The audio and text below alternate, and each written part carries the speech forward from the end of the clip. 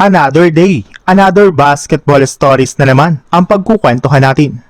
At ngayon nga ay pag-uusapan natin ang balitang may pamalit na nga po ang Lakers kay Marcus Smart at ang balitang Super Big 5 na mabubuo na ng Golden State Warriors.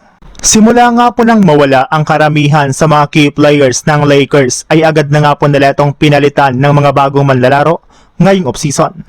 Maliban nga po sa pagkakaroon ng kanilang team ng bagong frontcourt, ay pagtutuunan na rin naman nga po nila ng pansin ang pagkuha ng mga bagong 3-and-D players na makakatulong talaga kay Luka Doncic. Kahit man nga po sumobra na sila ng players ay pinilit pa rin nga po na Rob Pelinka na kunin ang kanilang pinakabagong player na si Matisse Thybulle na siyang pinaniniwalaan nga po na siyang gagamitin ng Lakers bilang kapalit ni Smart.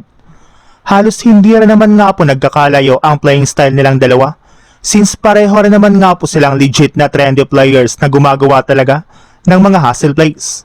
Katulad nga po kay Smart, kayang-kaya rin naman nga po nitong bantayan ang best player ng kanilang kalaban.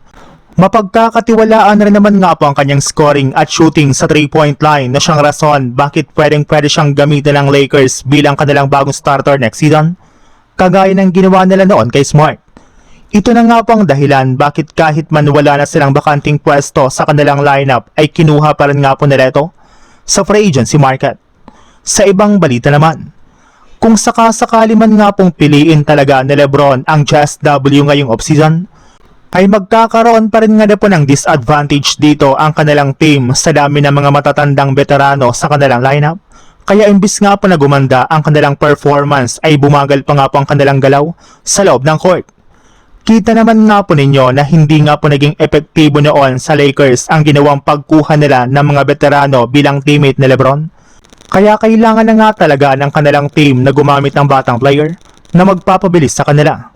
Kaya kung sakali man nga po na makuha ng Just W sa Lebron ay posible nga po na alagay nila dito ang kanilang rookie na si Axel Lendeborg bilang kanilang pinakabagong starting small forward. Si LeBron James rin naman nga po ang kanilang gagamitin dito na point guard.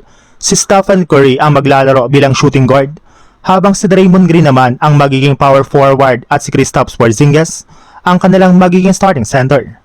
Kaya kung ito nga po ang kanilang magiging starting lineup ay sigurado nga po na kakayanin nilang makasabay laban sa mga malalakas na koponan.